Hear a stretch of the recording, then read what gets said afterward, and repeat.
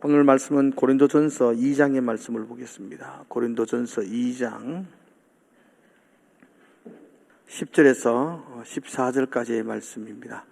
고린도전서 2장 10절에서 14절까지의 말씀을 우리 한 절씩 읽도록 합니다.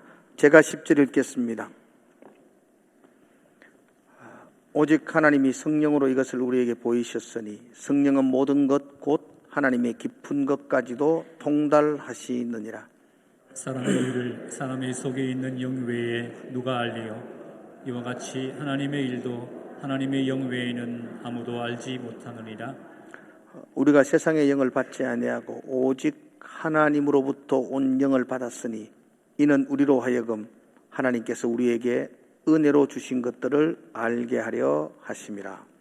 우리가 이것을 말하거니와 사람의 지혜가 가르친 말로 아니하고 오직 성령께서 가르치신 것으로 하니 영적인 일은 영적인 것으로 분별하느니라.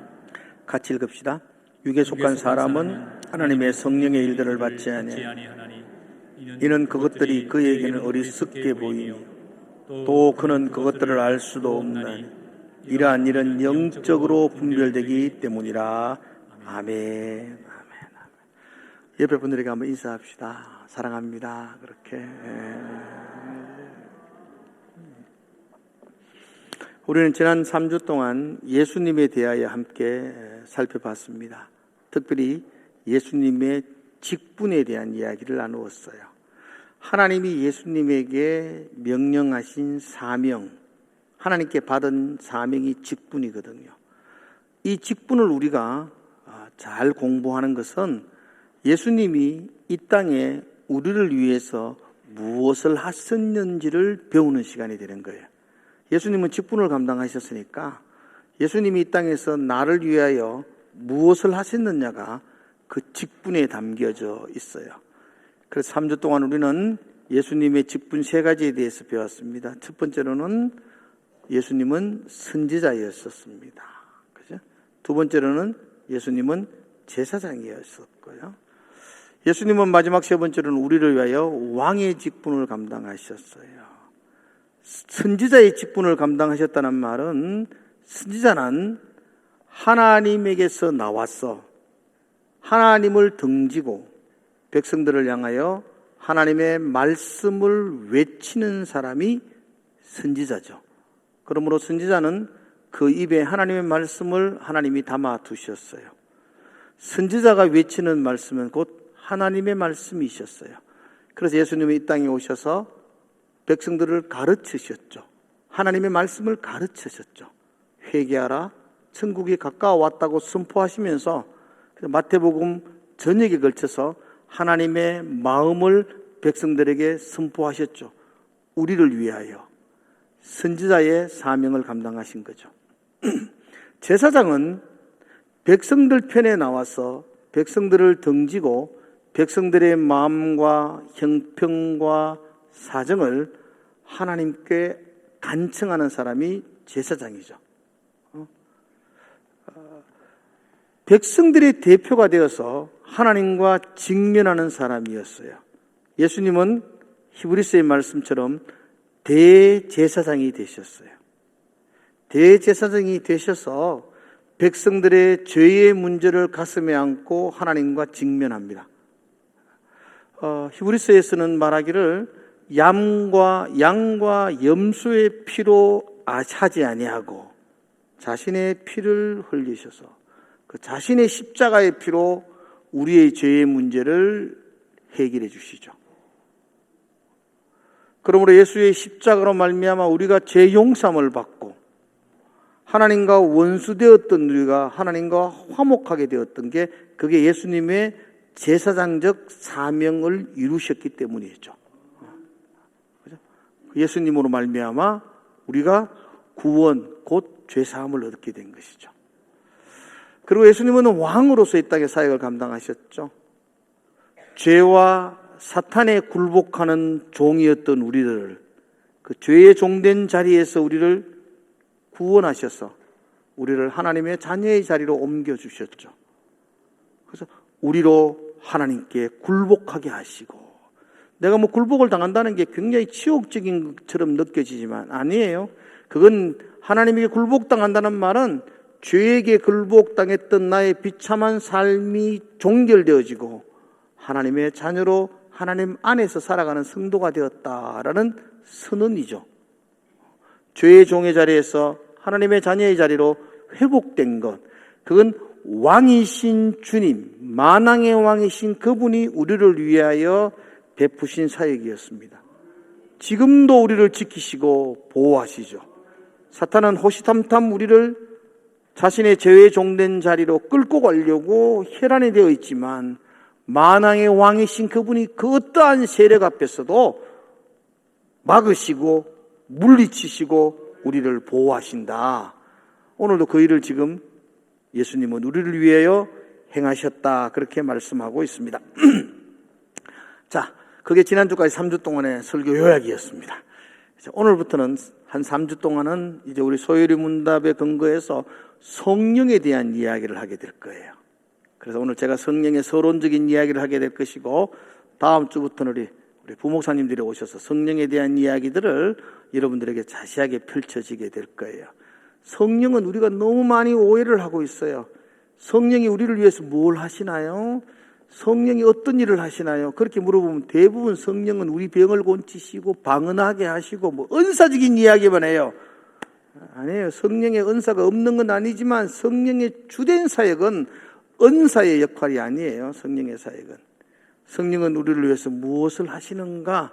한 3주 동안 여러분들이 함께 살펴보는 시간이 되면 참 좋겠다. 그런 마음을 가집니다. 그 성령으로 말미암아 우리가 어떤 유익을 얻는가? 오늘 설교 제목이거든요. 제목 한번 같이 읽읍시다. 시작. 성령님은 나에게 어떤 유익을 주시나? 그랬어요. 우리가 3주 동안 뭐 그분의 모든 유익을 다 살필 수는 없지만 주된 사역들을 살필 거예요. 성령의 중심적인 사역. 그 성령의 중심적인 사역은 어디하고 연결되느냐면 예수님이 우리를 구원하신 사역과 연결되어져요. 하나님이 우리를 구원하셨고 예수님도 우리를 구원하셨고 성령님도 우리를 구원하시는 그 사역들. 예수님 우리를 구원을 위해서 선지자와 제사장과 왕의 직무를 감당하셨던 것처럼 성령께서는 어떤 일을 하셨는가를 3주 동안 살펴보게 될 거예요. 주된 성령의 사역은 어떤 은사나 신비나 기적을 이야기하는 것이 아니고 성령께서 우리의 구원을 위해서 어떤 사역을 감당하셨나를 보게 될 겁니다. 우리가 일상을 살아가면서 요즘 많이 무더워졌는데 무더운 일상의 삶 가운데에서 정말 우리 일상에서 중요한 게 있다면 여러분 뭐가 제일 중요하다고 생각하세요? 전기 공급이 정말 중요합니다.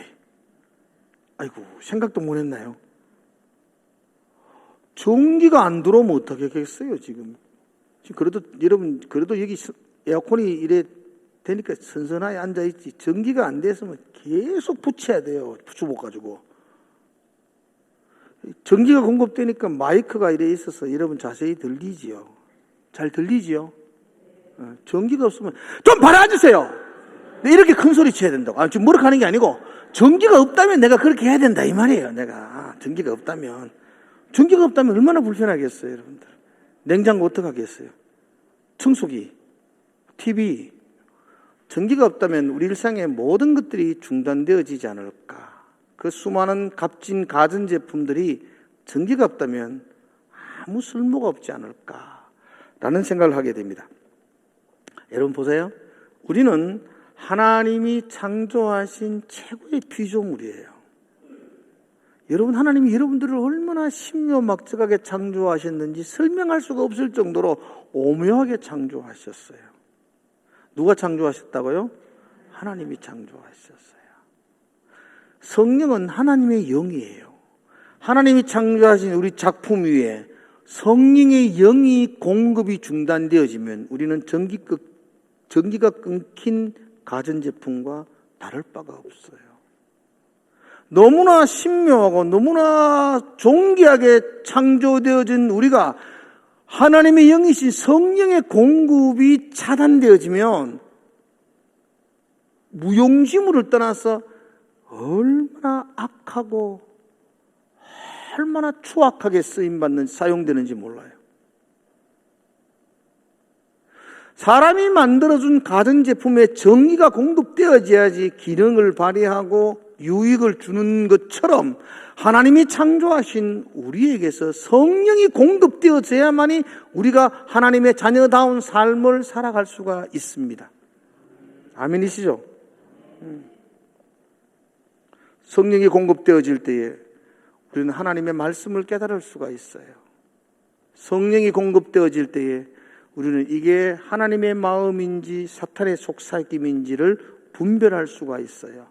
성령이 공급되어질 때에 비로소 우리는 그 하나님의 말씀을 붙들고 순종하고 살아갈 수 있는 힘과 능력을 얻을 수가 있습니다. 성령이 단절되어진다는 것은, 성령이 공급이 중단된다는 것은 하나님에게서 단절된다는 것이고 하나님에게서 끊어진다는 것인데, 하나님이 창조한 피조물이 하나님에게서 끊어지면 무용지물이 되죠. 전기 들어오지 않는 청소기 어디 서겠어요? 빗자루는 설기나 설지, 막대기 같은 청소기는 어디 서겠어요? 그건 쓸모가 없어요. 쓸모가 없어요. 성령의 공급이 차단된 피조물의 비참한 모습입니다. 그게. 오늘 우리가 고린도전서 말씀을 읽었습니다. 고린도전서는 바울이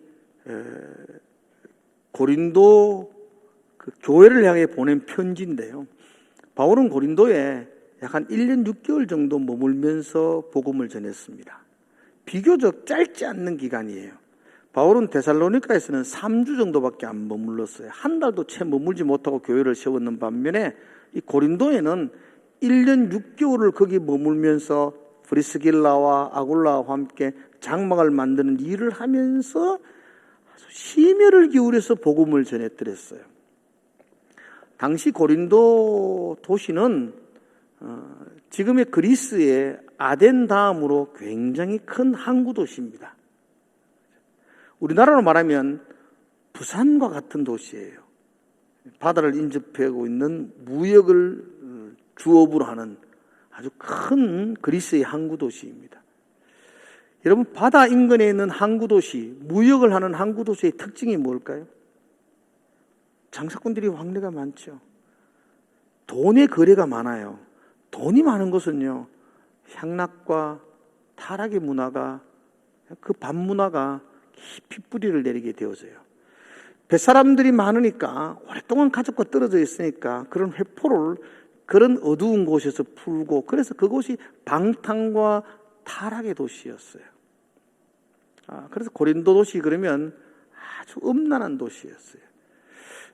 또한 그 뱃사람들이 많다는 건, 여러분, 바다를 접하고 있다는 것은요, 바다에 나가서 어떤 생업을 한다는 것은 굉장히 두려운 일이에요.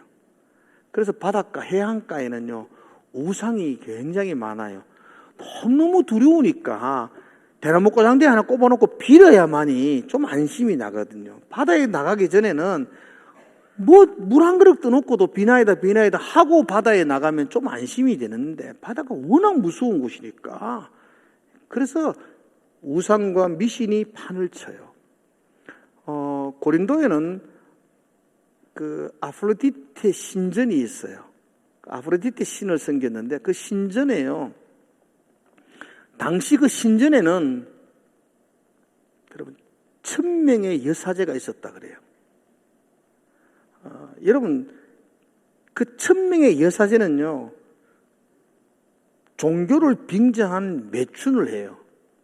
그러니까 그런 여자가 1000명이 아프로디테 신전을 상주하고 있었다고요. 그게 얼마나 큰 규모가 되는지 몰라요.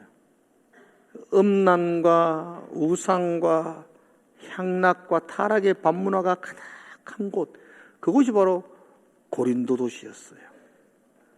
우리는 요즘 이렇게 인간답게 살지 못하는 사람을 욕할 때, 어휴, 저 개만도 못한 놈, 뭐 이런 말을 자주 쓰지요. 개만도 못하게 산다고 말할 때, 당시로는요, 그렇게 파렴치한 삶을 사는 사람들을 향하여 고린도 이초마, 고린도 사람처럼 산다. 고린도 사람처럼 사네. 이게 그런 욕이었어요. 너 고린도 사람처럼 사네. 이게 아주 개처럼 산다. 이런 욕이 될 정도로 고린도 도시는 그런 아주 어두운 밤문화가 가득한 도시였습니다. 바울은 그곳에서 1년 6개월 동안 복음을 전하고 교회를 세웠습니다. 교회를 세우는 바울의 마음이 어땠을까요?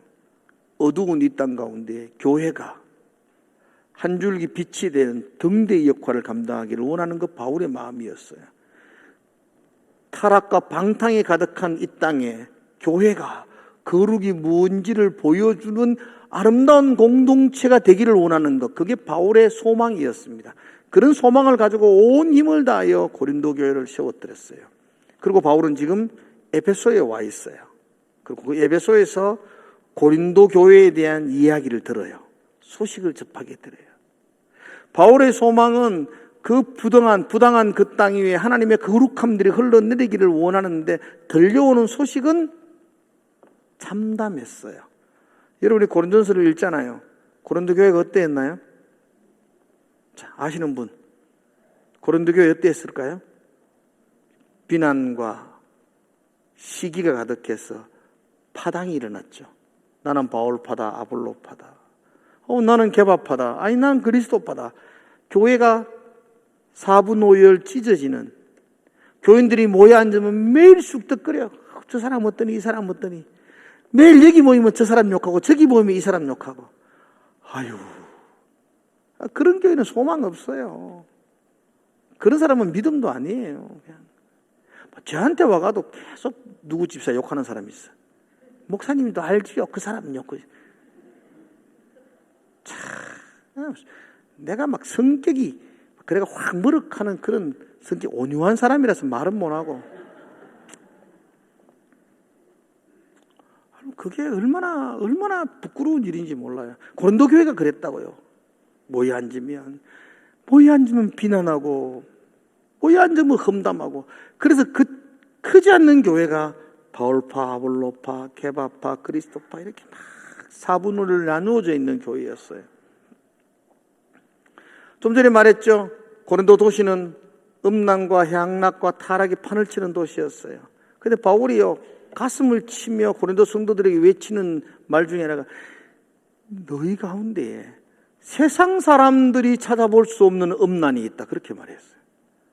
교회가 거룩해야 되는데 고린도 교회는 그 고린도 도시보다도 더 음란한 삶이 그 속에 일어나고 있다고요. 어떻게 세상에서도 볼 수 없는 그런 사건들이 너희 교회 가운데 있느냐라고 한탄할 정도였더랬어요.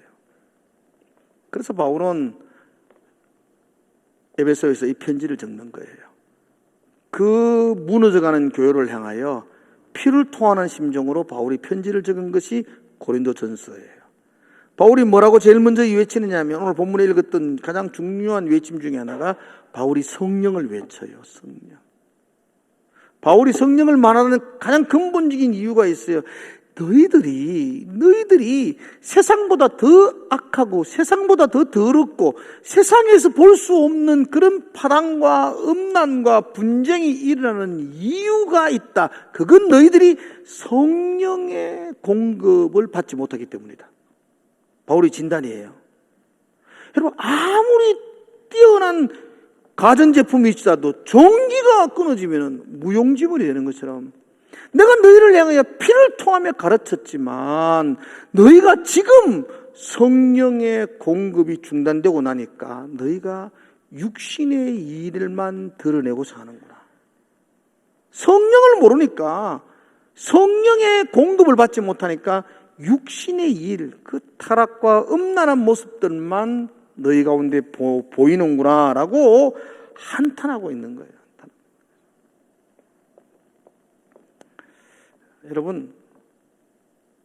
여러분과 제가 성령의 공급을 날마다 받아야만 합니다. 그렇지 않으면 그죠?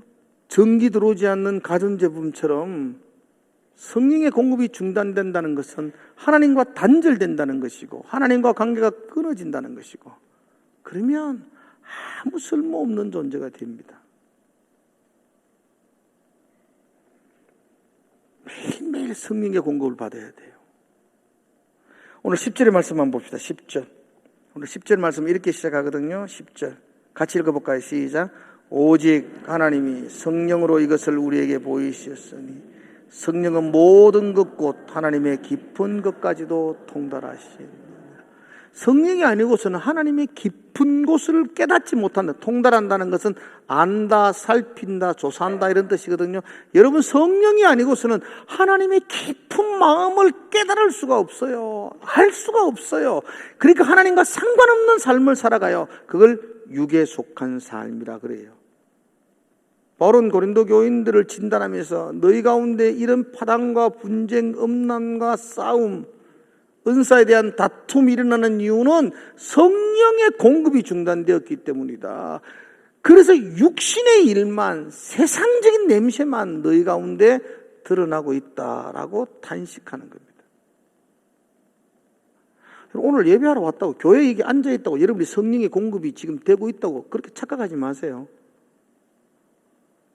성경은 지금 여러분들이 여기 앉아있는 것을 칭찬하는 게 아니고 여러분들이 이곳에서 성령의 교통하심, 성령의 공급하심이 있어야 한다고 강조하는 거예요. 지금 그렇지 않으면 여러분들이 여기 앉아가지고 육신의 냄새만 풍기게 된다는 거죠. 성령의 공급이 안 되면 교회 안에서 세상 모습으로 드러나게 산다는 거죠. 그게 더 악하다는 거죠. 고린도 교회처럼 그래 산다는 거예요.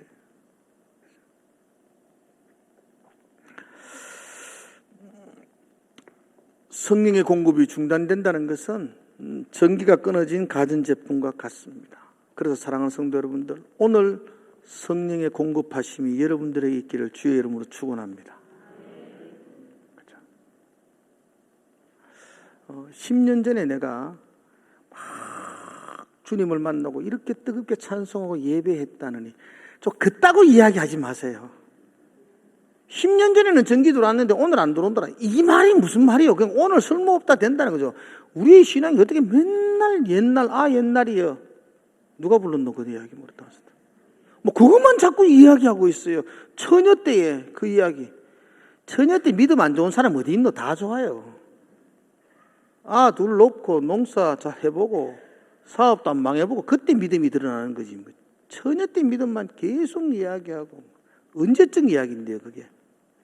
지금 성령의 공급이 있어야 됩니다. 지금 공급이 중단되어지면 지금 가치 없는 전자제품처럼 아무 쓸모가 없어지는 거지요. 오늘 예배를 통해서 여러분들의 마음속에 성령이 공급되기를 축복합니다. 정말로 축원합니다. 그럼 성령이 공급되어지면 그 성령께서 우리에게 무슨 유익을 주시는가? 오늘 설교 제목이거든요. 나에게 어떤 유익을 주시는가? 이걸 제가 구원사적인 의미로서 두 가지만 이야기하려고 그래요. 성령이 우리에게 유익 주는 것이 200가지가 넘습니다. 그런데 구원과 연결돼서 오늘은 서론이니까, 성령에 대한 서론이니까 두 가지만 기억했으면 좋겠어요. 성령님이 내게 임재하셔서 성령이 나를 하나님의 마음을 알게 하심으로 내게 주는 유익이 뭔가? 첫 번째입니다. 첫 번째는 한번 따라 봅시다. 하나님이 우리에게 주신 은혜를 알게 하십니다. 자, 하나님이 내게 주신 은혜가 무엇인지를 내가 깨닫게 된다는 겁니다. 성령이 내게 오시면 제일 먼저 일어나는 현상이 하나님이 나에게 베풀어 주신 은혜를 알게 됩니다. 아멘이세요? 자, 12절의 말씀 한번 보겠습니다. 12절. 자, 같이 읽어볼까요? 시작. 우리가 세상의 영을 받지 아니하고 오직 하나님으로부터 온 영을 받았으니 이는 우리로 하여금 하나님께서 우리에게 은혜로 주신 것들을 알게 하려 하심이라. 그렇죠? 하나님으로부터 온 영을 받았으니 그 영을 성령을 받으면 나타나는 현상, 우리로 하여금 하나님께서 우리에게 은혜로 주신 것들을 알게 하신다 그러죠. 성령이 내게 임하시면 내가 제일 먼저 깨닫는 것이 있는데 하나님이 내게 베풀어 주신 은혜를 알게 됩니다. 여러분, 하나님이 여러분들에게 무슨 은혜를 베풀어 주셨나요? 성령께서 알게 해주십니다. 나 같은 죄인 살리신 하나님의 놀라운 은혜, 성령께서 나에게 알게 해주십니다. 성령이 공급이 중단된 사람은 오늘 제가 여러분들이 나 같은 죄인을 살리신 하나님의 은혜 놀랍습니다 이렇게 말할 때 뒤에 앉아가 합니다. 내가 뭔 죄인이라고 저렇게 떠드시나? 내가 뭐 사람을 죽였나? 내가 뭐 도둑질을 했나? 내가 옆집 아저씨보다 얼마나 착실하게 살았는데 내보고 왜 죄인이라 그래? 라고 말합니다. 근데 성령이 내게 부어질 때에 나 같은 죄인을 살리신 하나님의 한없는 은혜를 깨닫게 됩니다. 성령이 내게 주어질 때에 죄인된 자리에서 머물고 있던 나를 하나님께서 하나님의 자녀의 자리로 옮기신 놀라운 은혜를 내가 감사하게 됩니다. 성령이 내게 깨닫게 해주시는 것 중에 하나가 바로 하늘을 두루마리 삼고 바다를 먹물 삼아도 그 크신 하나님의 은혜를 다 기록할 수 없습니다 라는 고백을 하게 됩니다.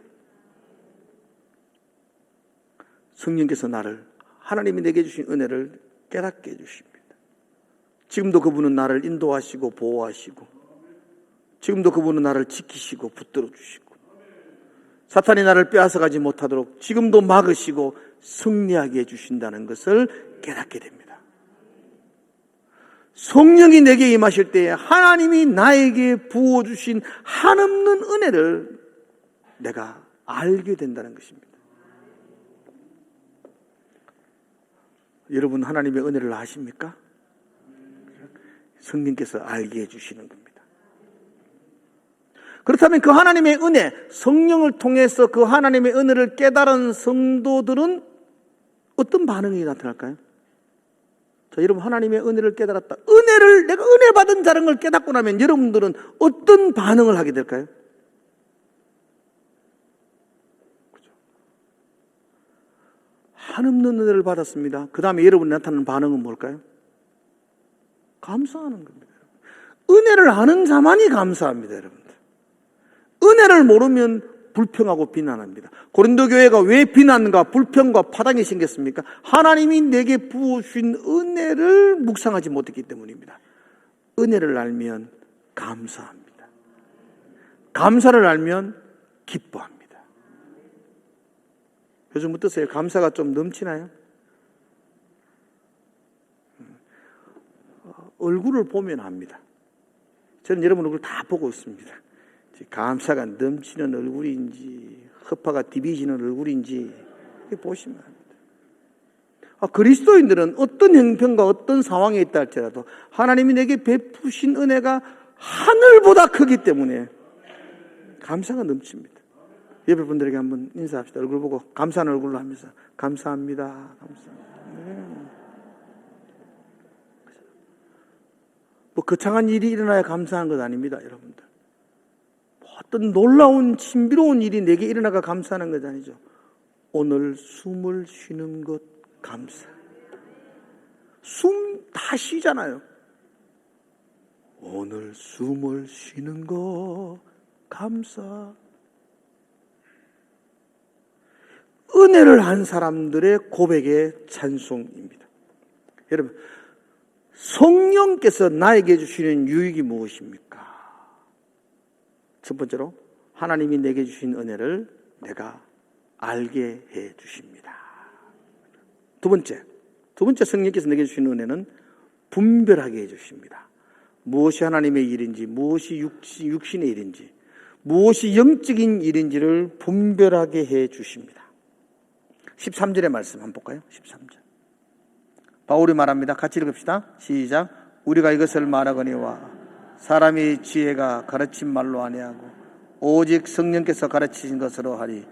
영적인 일은 영적인 것으로 분별하는. 성령의 일을 성령이 영적인 일을 분별할 수 있게 해주십니다. 오늘 누구 만나는데 그 사람을 만나는 것이 성령의 일인지 내 세상적인 일인지 성령께서 분별해 주십니다. 오늘 무슨 말을 해야 될지, 어떻게 행동해야 될지, 어떤 선택을 해야 될지, 무엇이 하나님의 일인지, 하나님이 기뻐하는지 성령께서 우리에게 분별하게 해 주십니다. 그리고 더 중요한 거, 이게 영적인 일이고 옳은 일이고 성령이 기뻐하는 일이라면 그 일을 할 수 있는 힘과 능력도 주십니다. 아멘이세요? 예수 믿는 거, 기독교인들로 살아가는 거, 크리스찬이 살아가는 것이 맨날 교회 와가지고 뭐 천부 여지 없어서 손 들고 옵니다. 어이구, 오늘도 세상에서 실패하고 왔습니다. 이게 그리스도인의 삶이라고 착각하지 마세요. 예배란 승리한 사람들이 모여서 하나님 이겼습니다. 승리했습니다. 하나님 영광 받으십시오. 이게 예배 아니에요. 패잔병들 모여 앉아가지고 한탄하는 게 예배가 아니고, 물론 질 때도 있겠지만, 성령이 우리에게 임하시면 성령은 무엇이 하나님의 기뻐하는 일인지를 분별하게 해주시고 또 그 일을 할 수 있는 힘과 능력을 주십니다. 이길 수 있는 힘도 주십니다.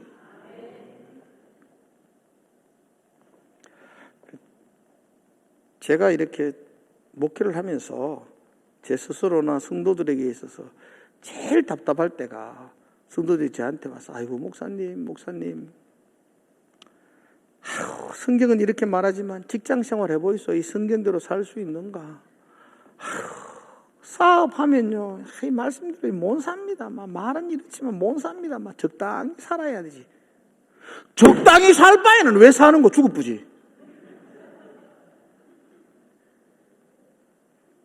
그럭저럭 이렇게 타협하고 이 말씀대로 살지 못할 바에는 우리의 삶을 연장해야 될 이유가 있나요? 우리의 삶의 목적이 돈 많이 버는 건가요? 더 넓은 아파트 사는 건가요? 그렇게 사는 게 하나님의 영광인가요? 못 살 바에는 살 이유가 없잖아요. 그리고 하나님은 못 살 말씀을 우리에게 주신 적이 없습니다. 성령께서 이길 수 있는 힘을 주십니다. 살아갈 수 있는 힘을 주십니다. 살다가 넘어지면 이렇게 세워주십니다. 그리고 달려갈 수 있는 능력을 우리 가운데 부어 주시는 줄로 믿습니다.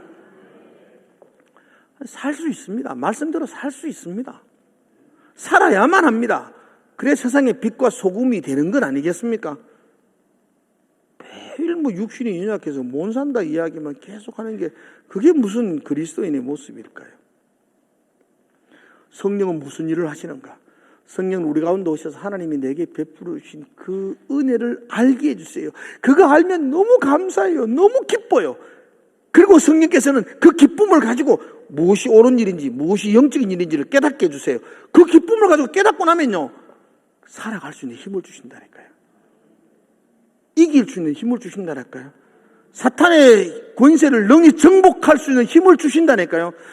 내가 세상을 이겼노라. 예수님 이겼는데 우리는 왜 져요? 우리도 이길 수 있는 능력을 주신다니까요. 성령께서.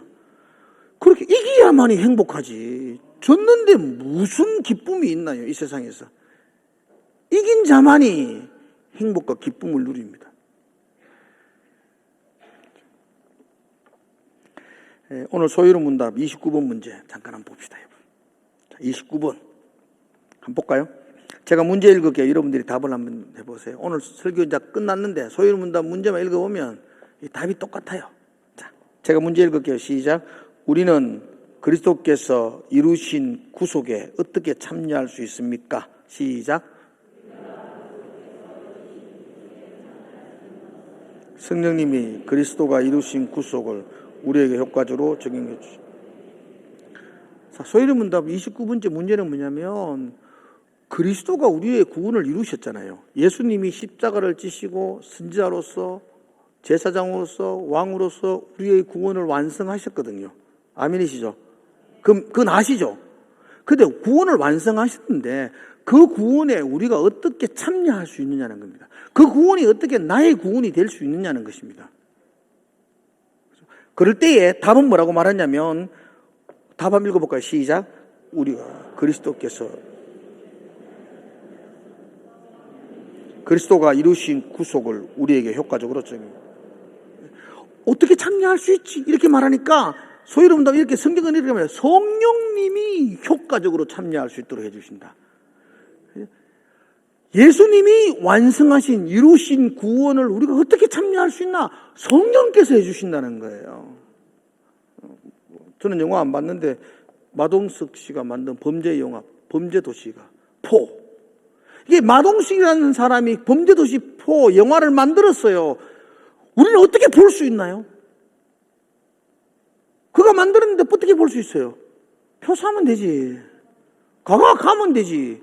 앉아있으면 보이잖아요. 예, 예수님이 구원을 이루셨어요. 어떻게 참여할 수 있나요? 표 사면 되지. 그 말을 무슨 성령께서 참여할 수 있도록 해주신다. 성령께서 우리에게 그 구원에 참여할 수 있도록 효과적으로 작용하신다. 그렇게 말하죠. 성령께서 그럼 무슨 일을 하셨나요? 우리를 위하여? 하나님이 내게 베풀어 주신 은혜를 깨닫게 해주셨어요. 오늘 설교 다 그거였어요. 하나님이 내게 부어주신 그 구원의 은혜를 나를 알도록 깨닫게 해주셔서, 깨닫게 해주시니까 내가 감사가 넘치고, 감사가 넘치니까 기쁨으로 내가 이 땅을 살아갈 수 있고, 그 기쁨을 가지고 성령의 말씀대로 살 수 있도록 힘을 주셨다는 거죠. 성령께서 그리스도가 이루신 구원에 나를 참여하게 하시고, 그 감사하는 마음으로 내가 이 세상에서 말씀을 붙들고 살 수 있는 힘과 능력을 주셨다. 그렇게 말씀하고 있습니다. 성경 한 절만 봅시다, 여러분. 성경 여러분들이 요한복음의 말씀을 봅시다. 요한복음 14장 16절의 말씀 한번 읽어볼까요? 같이 한번 읽어보죠. 이런 성경은 뜹니다. 같이 읽읍시다. 시작. 내가 아버지께 구하겠사. 그가 따른 보혜사를 너희에게 주사 영원토록 너희와 함께 있게 하시니. 아멘. 예수님이 우리에게 약속하셨어요. 내가 너에게 보혜사를 준다. 성령을 준다 그러죠.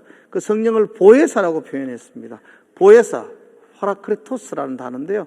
이 두 단어예요. 곁에서 도우신다 이런 단어예요. 성령님 어떤 분이시죠? 지금도 내 곁에서 나를 도와주십니다. 뭘 도와주셔서? 하나님이 내게 베풀어 주신 은혜를 내가 날마다 깨닫게 해주세요. 어떤 어려움이 와요. 근데 하나님의 은혜를 깨달았어요. 그 어려움을 덮어버리죠. 감사와 기쁨으로. 너무너무 속상한 일을 만났어요. 그런데 하나님의 은혜를 내가 깨닫게 해주시고 그 은혜로 그 속상한 일을 덮어버리고 그래서 내가 오늘도 이 땅에서 기쁨과 감사함으로 살아갈 수 있게 해주세요. 그 성령께서 내 곁에서 도와주세요. 말씀이 하나님이 원하는 게 뭔지를 분별하게 해주십니다. 그리고 그렇게 살아갈 수 있는 힘과 능력을 우리에게 부어주십니다. 능히 이기게 해주십니다.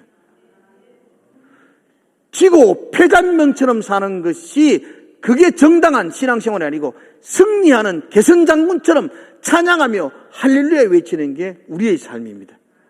여러분, 성령님이 곁에서 도와주십니다. 그리고 그렇게 능히 살 수 있도록 해주십니다.